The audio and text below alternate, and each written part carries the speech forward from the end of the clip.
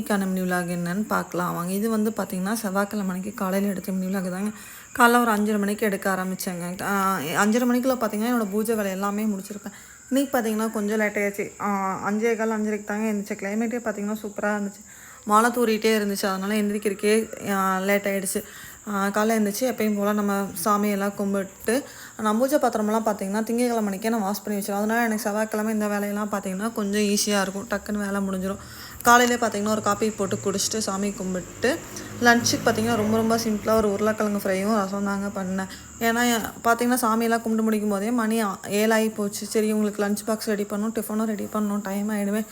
8 மணிக்கு அக்ஷயாரணியாக வீட்டிலேருந்து கிளம்பிடுவாங்க. அதனால் ரொம்ப சிம்பிளாக ரசம் உருளைக்கிழங்கு ஃப்ரை. லஞ்சுக்கு பார்த்திங்கன்னா காலை டிஃபனுக்கு பார்த்திங்கன்னா அடை ரெடி பண்ணியிருந்தாங்க.